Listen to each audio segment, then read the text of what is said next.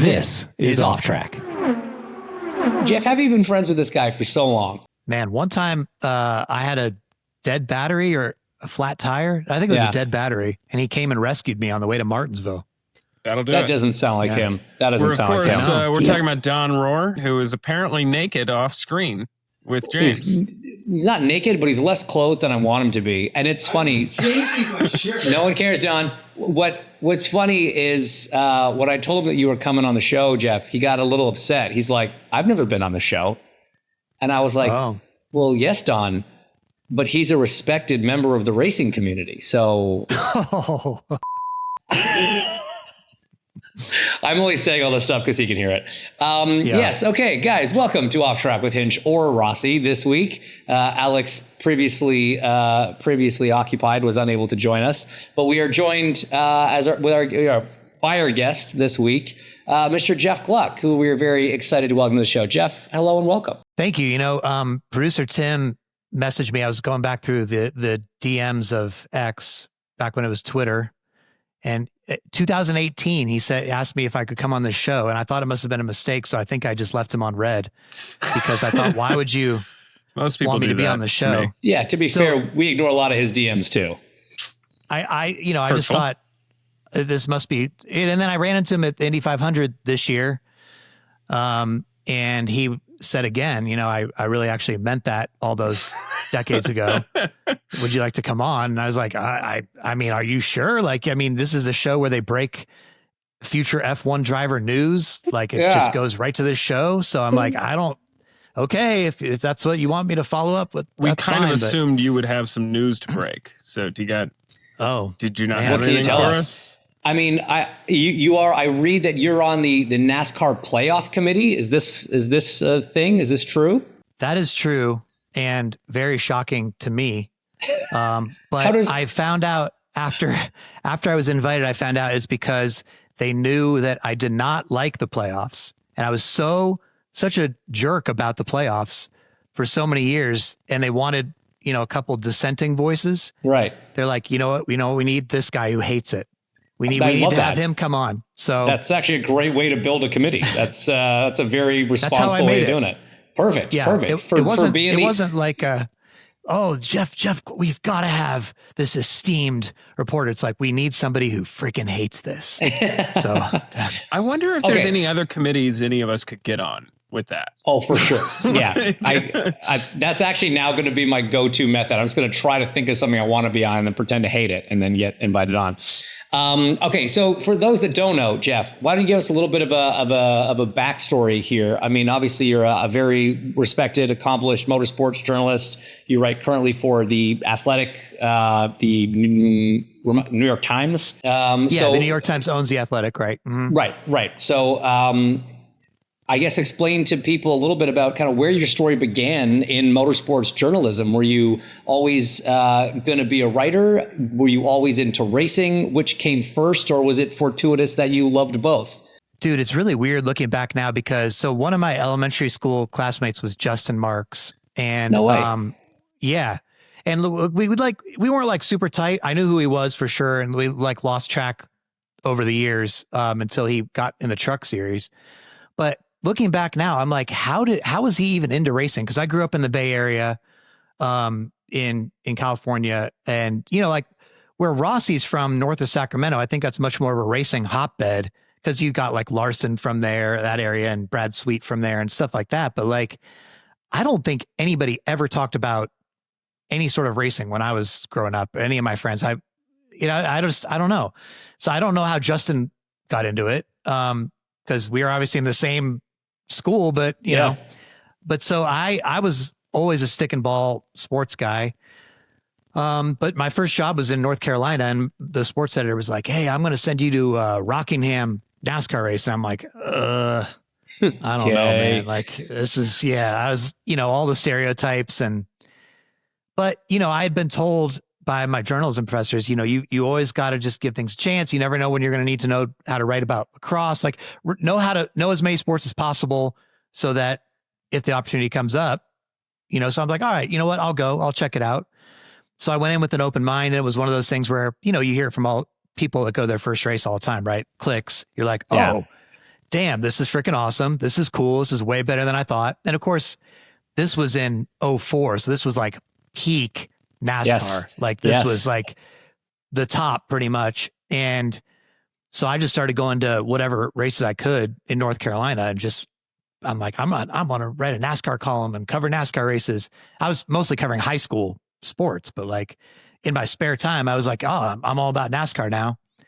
So it just, it just parlay, you move up the NASCAR media ladder, so to speak. But it was weird because I always came in with this, instead of being like the race fan growing up and knowing how I wanted to do it from that angle, I kind of came into it with like the more mainstream stick and ball sports fan angle, and then that's how I've always sort of approached it, I think.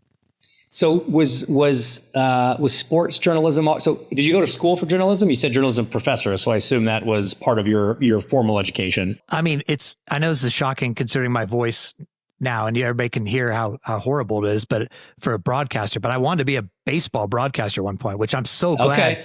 I mean, this is not a baseball broadcaster's voice. This is actually a grating voice that nobody should hear. And sorry to those that I have a podcast, but hey, Tim, we say the same about Tim. God, no. Yeah. But I was looking through the course catalog literally at school, and it was like, sports writing was a class, and I went to University of Delaware, and it said that you could go to like Philadelphia Phillies games and Sixers games as part of the class and sweet, do like your writing. And I was like, what? That's a class? Are you kidding? So I signed up for it, and the guy was like, all right, yeah, bring me your writing samples so I can decide whether you can get in the class. And I was like, here's like an English essay I wrote about Shakespeare or something. I don't know.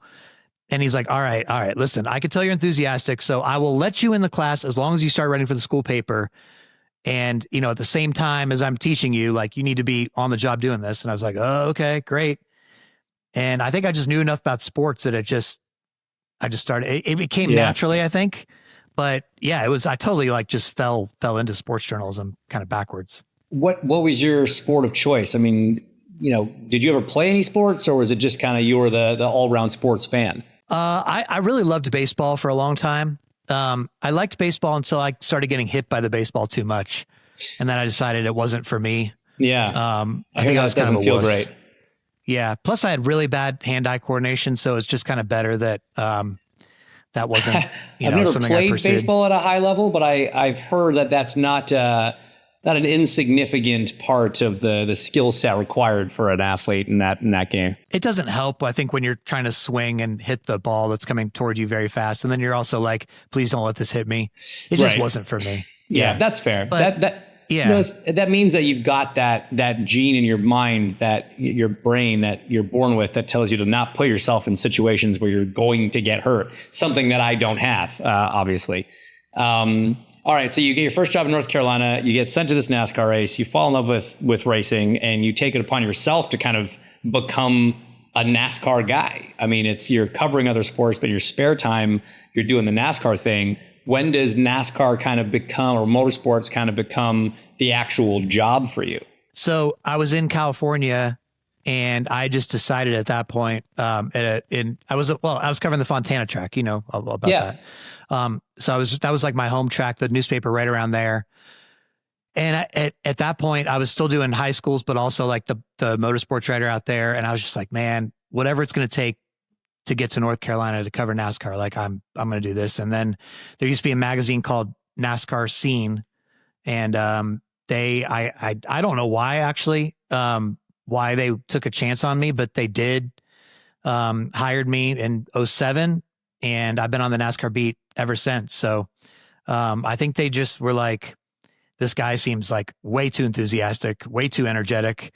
And we've got a bunch of, crotchety old men or something. Maybe we could use this youthful exuberance. I don't know if that's the reason, but they were like, yeah, come on out. So that's been me ever since. So what was the kind of vibe of NASCAR Scene magazine? This is not something I ever read. Dude, it was like, at the time they called it like the Bible of NASCAR. Like, okay, it was a weekly magazine, and everybody in the garage read it. And in fact, like literally you would see, they would deliver stacks at each hauler like on Friday morning of each race weekend, and you would see the crew guys scamper out. And like when I'd go in for an interview into like the driver's lounge, the driver would be sitting there reading it, or the crew chief would be sitting there reading it. And like, this was pre-internet. I'm not to say make my sound old, but I have the bald hair to show that I'm old. And it's pretty social media and smartphones and all that sort of stuff. Yeah, exactly. So, it was like, man, people would consume the sport this way, before it was like widely more accessible, I guess, journalism wise. So, it felt like what we were doing was, important, at least to the garage. And we were just printing money because NASCAR was high flying at the time. And we were staying at these like $300 a night rooms, and like they'd send 5 writers, and we each had our own rental car, our own room. And we'd cover Homestead, and they'd be like, all right, we're going to this resort in Key Largo. We're all getting like waterfront rooms. And you're just like, what? This is amazing. And then like within 2 years after like the economy started to take a dump, we like the size of the paper was like a third. We went from like 100 pages to like 30 pages. All the print advertising stopped. And then one day we got called into a room, and they're like, yeah, we're going to read a bunch of names, and if you're on this list, you're gone. And I was on the list. So that was that. It's so crazy to me, like how '08 affected so many industries, but I feel like motorsports was hit so hard just because it's fueled by, frivolous marketing dollars, which is the first thing to go when a company hits hard times. And then you just think of all the ancillary businesses and industries that kind of are affected, that ripple effect outwards. And I mean, look, it never really recovered. Like a weekly print magazine for a race series. I mean, like what you're describing kind of sounds to me like what the Red Bulletin was in Formula One for a long time. Maybe more unofficial and like actually, reporting on things and not just paddock gossip and stuff like that kind of thing was. Or but, what off track is now. Well, I mean, actually, it's not even close to any of those things. It's the most irrelevant bit of media that's ever happened. But like, did the print, I guess it's kind of motorsports as a whole, but in NASCAR, maybe a bit more specifically, did the kind of the print industry for reporting on NASCAR ever really recover or get back to anything close to that kind of pre-08 level? No, I think it just went off a cliff after that too, because iPhones just came out at the same time, and so people are now starting to kind of move that way. And when I started, like every Southern newspaper, I mean, like even small newspapers had like a full-time NASCAR beat writer, you know what I mean? And the media center was just packed, and it was just all newspapers. And now there's no newspapers that covered NASCAR full-time, not even the Charlotte Observer. USA Today, no. It's like, wow. It is so hard to believe. Like, I sound old, but like I try to tell these younger kids, these journalists, like, oh, you wouldn't believe, you come in the media center now, and, it's YouTubers and bloggers and a few journalists who are getting paid full-time to be there. But a lot of the other people are there just because it's, they're hobbyists, or it's fun, or they have a passion for the sport, or they're trying to get up the media ladder, but there's not much. Yeah. There's just not much left. Like, there's maybe 4 or 5 of us or something. I mean, something depressing, but yeah. So like it definitely never recovered. But at the same time, that went hand in hand with NASCAR, going down to, so, it was easy for a newspaper, the Atlanta Journal-Constitution, to be like, all right, well, NASCAR is not as big as it was. Let's pull this guy and put him on the Atlanta Falcons. Right. But at the same time, all their resources are being drained too. So it was a perfect storm for journalism and in racing, I think. So your name gets called on that list. What are you thinking, and what ends up being the kind of next step? Well, for sure, I thought my career was over. Because I was like, even then you're like, dude, what else can I do in NASCAR? Like there's only so many jobs. Yeah. It must've looked bleak, and you probably thought, all right, other sports are still doing better. Maybe I just got to pivot back to stick and ball. I called my parents on the way home, who lived in Colorado, and I was just like, yeah, I think I'm gonna have to move back home. Like I just got like escorted out of the building. NASCAR Scene is no more. They kept this website for a year before they cut that too. And it was just like, all right, well, crap. But I mean, the good thing is I just gotten on Twitter because I was like an early adopter of Twitter. I thought that was pretty cool. So I had like kind of gone all in on that. And I had just enough of a following, which is like, I mean, like literally like 3,000 people at the time. And that was enough for, have you ever heard of SB Nation? It's a sports blog site. Yeah. They were starting up racing content and they're like, hey, yeah, we're looking for a guy. You could, full-time travel to races. I'm like, okay. Oh my gosh. Yeah, absolutely. Let's do it. Did you ask if you still get the same hotels? Really? Dude, they gave me, I remember they're like, yeah, like you could do as many races as you want, but your travel budget's going to be like 20 grand a year. And I was like, ooh, I mean, that's a lot of driving. I mean, I could do it, but that's going to be, it was a lot of like 36 races, right? Like NASCAR's a long schedule. Yeah. Yeah. So, I mean, I was sleeping on floors of friends' hotel rooms and driving to places. Don played a part in at some point. I stayed. Yeah, for sure. Yeah. Yeah. He was taking credit for it. Yeah, absolutely. You go cash in favors whenever you can, Yeah. No, we had Will Buxton on the show a couple months ago, and kind of hearing his story, it's similar, right? Like when you are trying to kind of make that work and it's a passion. I think he said he lived in a van, and just drove to races and crashed in his van and, lived off $10 a week for groceries or whatever, for eating out, whatever. It's tough, but it's the ones that kind of hustle like that end up with these opportunities down the road.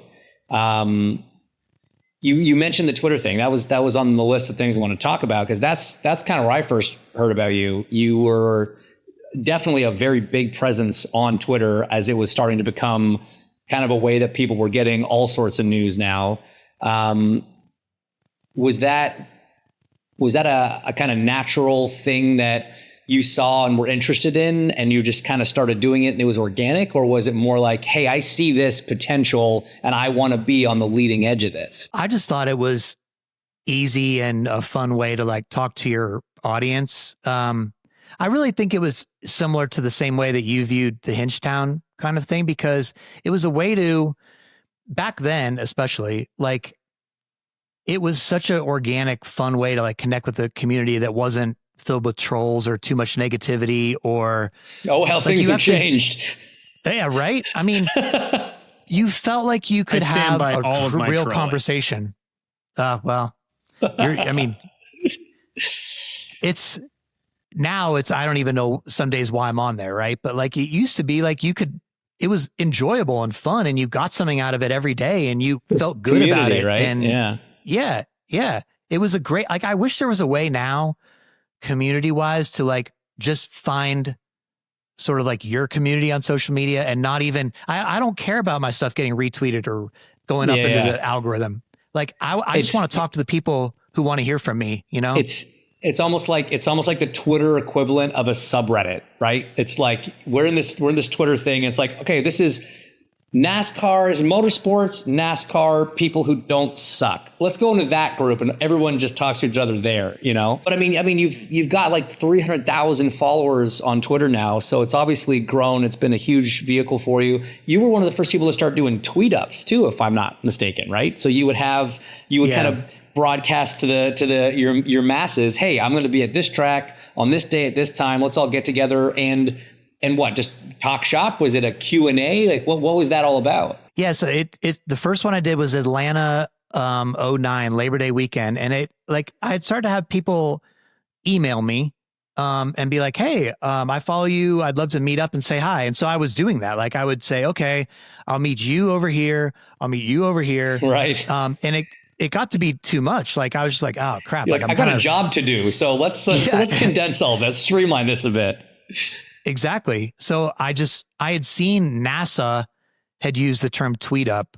And so I just said, let's do a tweet up. And I'll just say this time at this place at the track.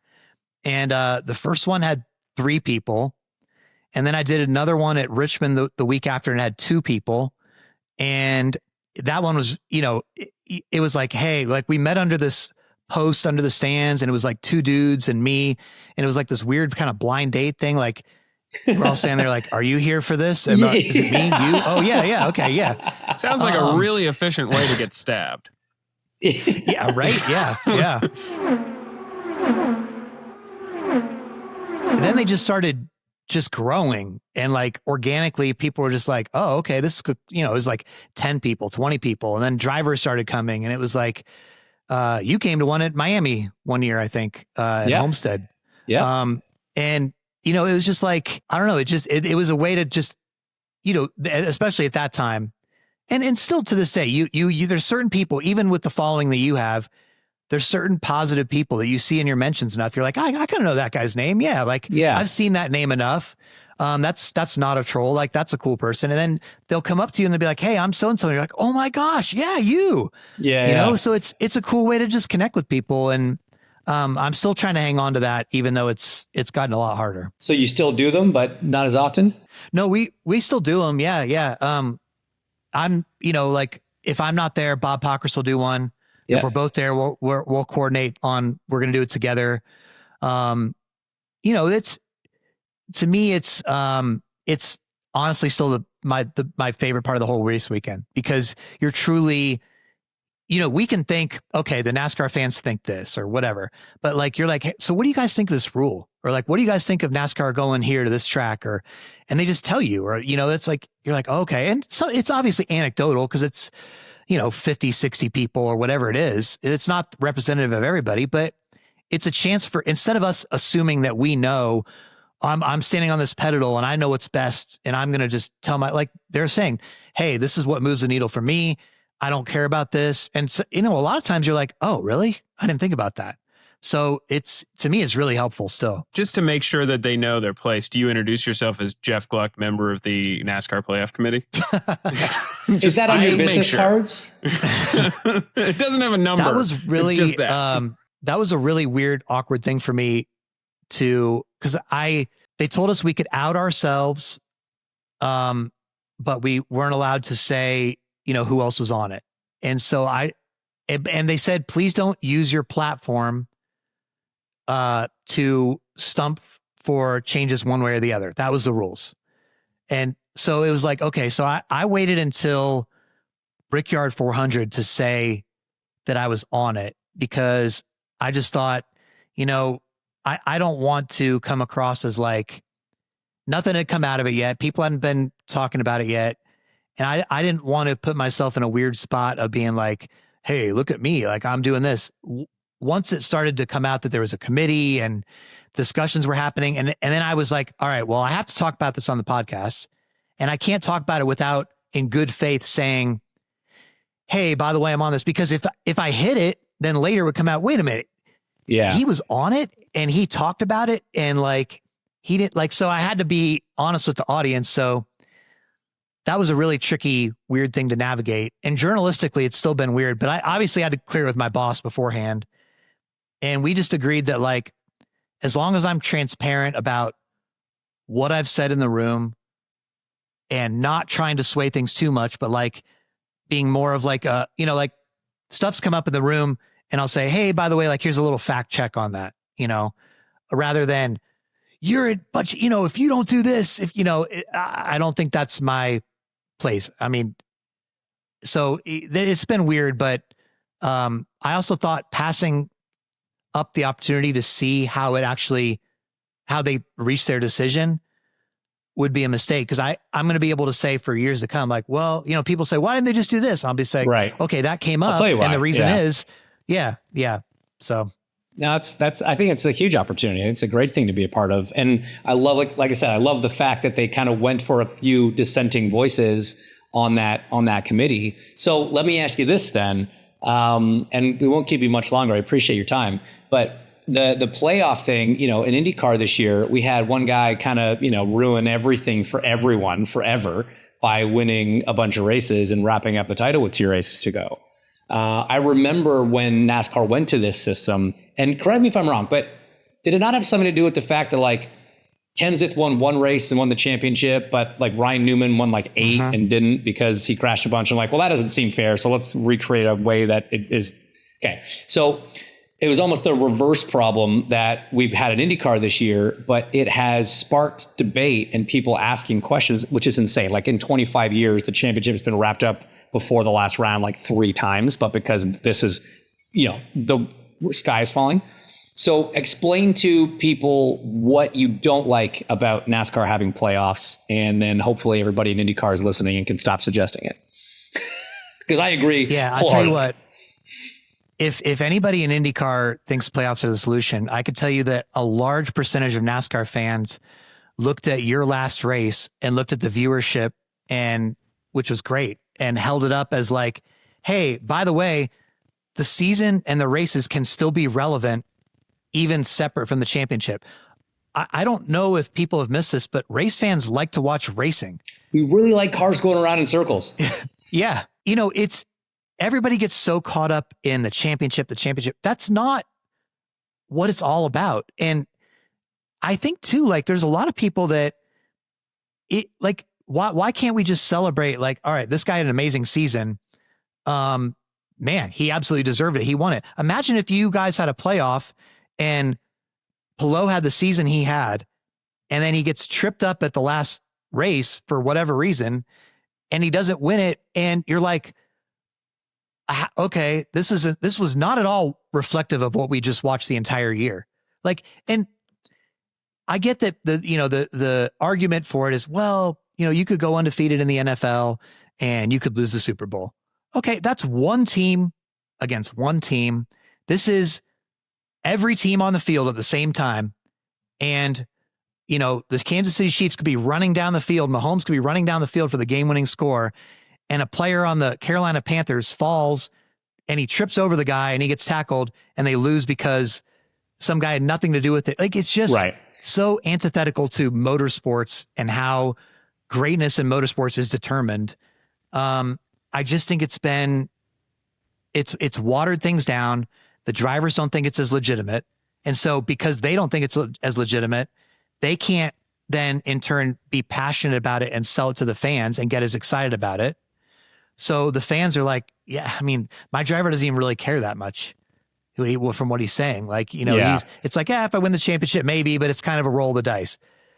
That's not, you want to see greatness. And sometimes it's boring. Sometimes somebody just dominates. But a lot of times when it gets it right, it's the most magical thing ever. Look at F1 2021. So, yeah, I mean, it's just, I think NASCAR is too far down the road now to totally unwind it because TV has such a big voice, right? That they want elimination still. They want some sort of playoffs, but it's going to end up getting in a place where it's at least not one race, which, okay, I guess it's something.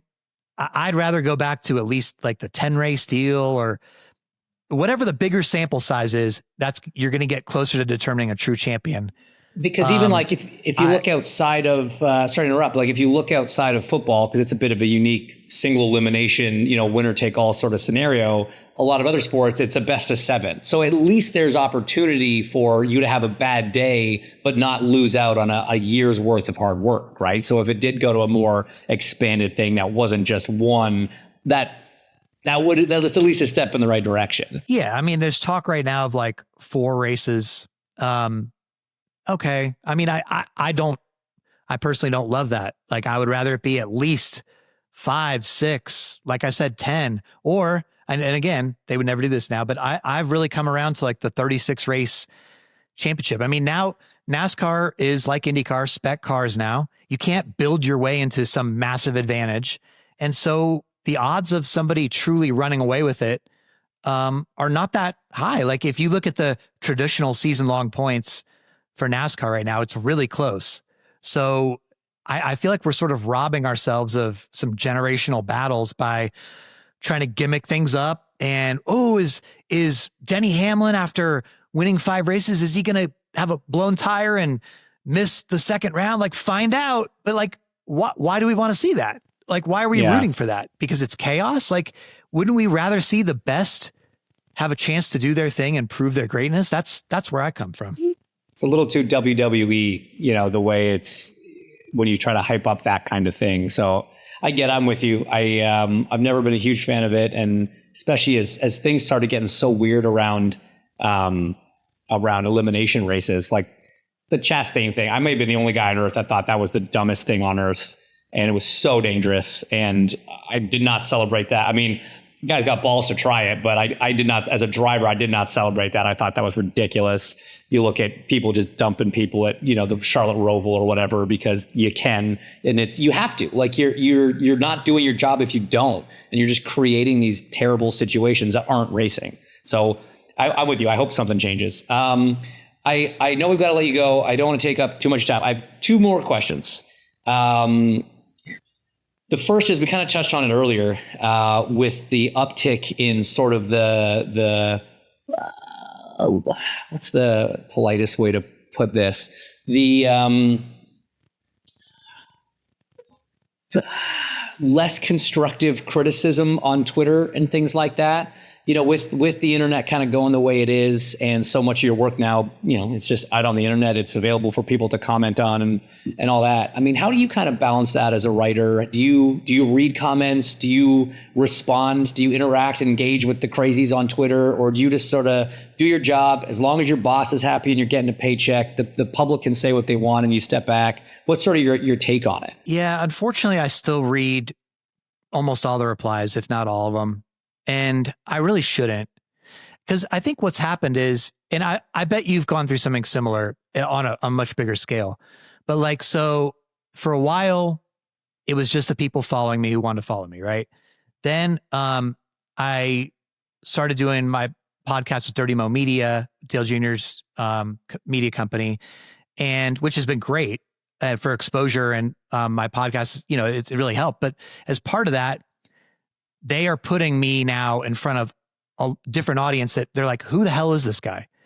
So for you, you had your following with IndyCar. All of a sudden you go on the F1 stuff and people were like familiar. Oh yeah. Okay. And this guy's coming from North America and IndyCar background. And I'm sure that you're very likable. So you don't have as much of a problem as I do not being as likable, but people are suddenly commenting. You're in front of people, and they're suddenly commenting on all this stuff. And you're like, whoa, like they don't know your backstory. They don't know any of your history. They don't know how you like to, engage with the community. They're just freaking mad, or they're like 0 to 100 with just shredding you or whatever. And that's been a huge adjustment for me, because I'm like, whoa, like I thought we were all cool here on the internet. Like I know the internet is kind of crazy, but I thought I had my kind of arms around how this went. And now people are like, freaking hate me. Some people, right? Like, shut up. Like, we hate this guy. So it's like, oh, like, how do I deal with this? And I still read all of it. And, sometimes I'll like mute people. I block people who make racist comments and stuff, certainly. But like, every time you block somebody, you give somebody content, because then they screenshot it and they say, what a softie. Yeah. So you're like, man, I don't know how to live on the internet anymore, honestly. Like I don't, sometimes I'm like, I can't do much more of this. And then of course I'm right back on there. Ooh, what are people saying? I'm still trying to navigate it. I really don't have a great answer, because I haven't figured out the balance anymore, because it keeps getting more toxic and worse. And just when you think it's gotten as low as it can go, somebody doxed my home address because they were mad at me. And I'm like, oh yeah. I was like, ooh, I got two little girls here in this house. I don't love that. Oh, wow. It's like, wow. That's okay. Crazy. So yeah, but I don't know how to navigate it. I really don't. Yeah. It's such a tough thing, because, you don't, especially when you started in this profession, that was not a concern. Right. And so it's not like you signed up for, like, no, I didn't actually sign up for that. That's not the world I signed up for at all. And as your audience grows, the availability of everybody to see what you're doing and comment on it positively or negatively grows with it. And that's a tough thing. But I'm always curious how people in media, like I get it from the athlete side, and now I have been on the other side, and like I had my little world in IndyCar, and that was great. And then you go to F1 where they don't know you, and it's a massive audience and a very polarized audience. They all have their people and their cultures and their places, and and yeah, man, they can be pretty rough. They can be pretty rough, but it's just, I try to just avoid it, because I don't care. My philosophy is always, as long as the boss is out. I have an audience of one. It's my boss. My boss likes the job that I'm doing, then like people can have their opinions, but I don't need to hear them. Right. I love constructive feedback from people that I work with and people that I work for. Outside of that, it doesn't really, it doesn't really benefit me. The good stuff or the bad stuff, right? Because people who don't know what they're talking about will say that I'm great. And like, that doesn't mean any more than the people who don't know what they're talking about and say that I suck. So I try and just avoid it for what it's worth. And then, okay, finally, I'll leave you on this. I know we've already kept you too long. I'm so appreciative of your time. I'm enjoying this. No, don't be in a rush at all. Thank you.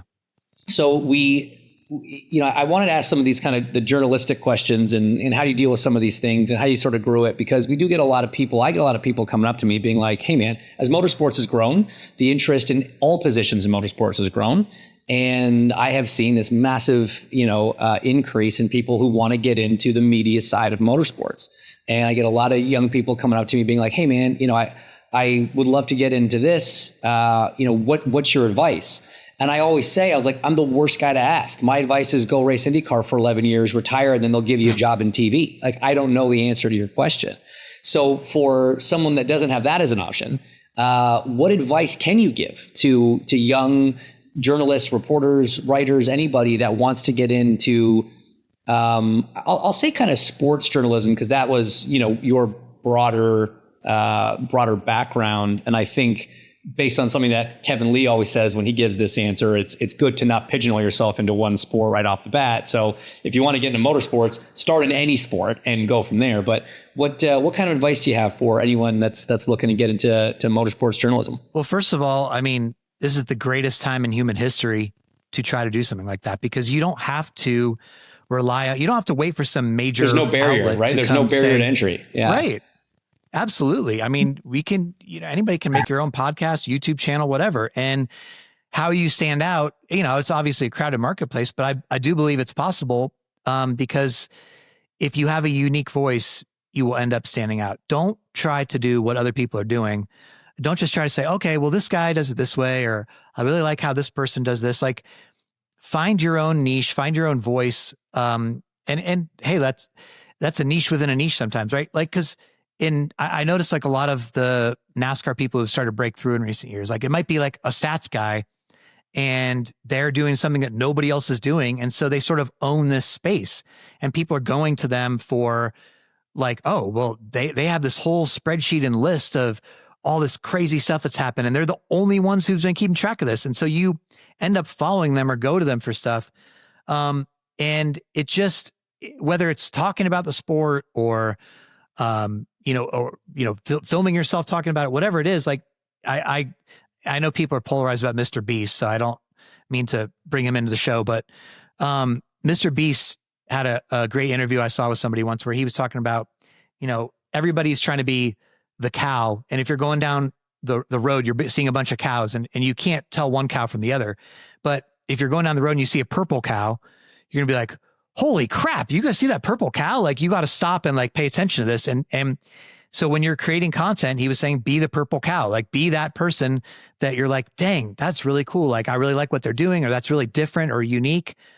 Because I do think you can stand out. Like you'll see it in IndyCar. Like there's people that come in and they sound the same as anybody else. And then there's some people that just kind of stand out and you're like, dang, they have a totally different perspective, or I kind of like what they're saying, or they have a great sense of history, or whatever it is. And you end up, you seeing their stuff more and more, and then they kind of get enough of a following, and it snowballs over time. And you have to be patient. You have to outlast a lot of people, but I do think it's possible, because you're not going to get rich on day one doing this, right? Like you're going to start it. It's going to be a labor of love, and you're maybe going to have a dozen people watching your YouTube channel or whatever. But I believe it's very possible. We have a guy in NASCAR, Eric Estep.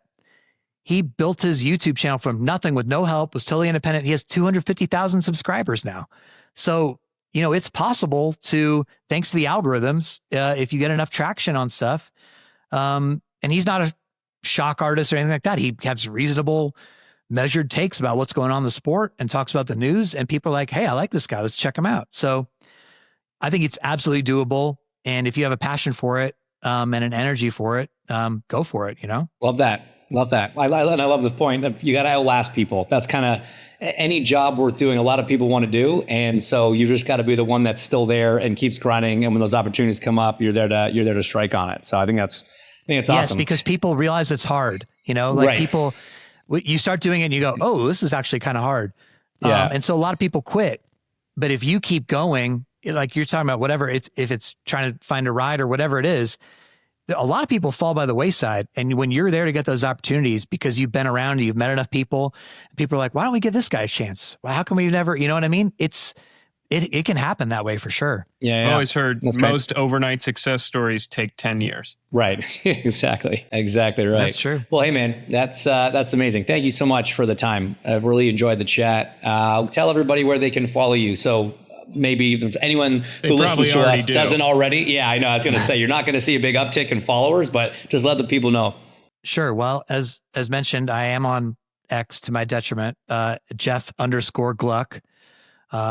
Send me a DM, whatever. Unfortunately, I read almost all those too.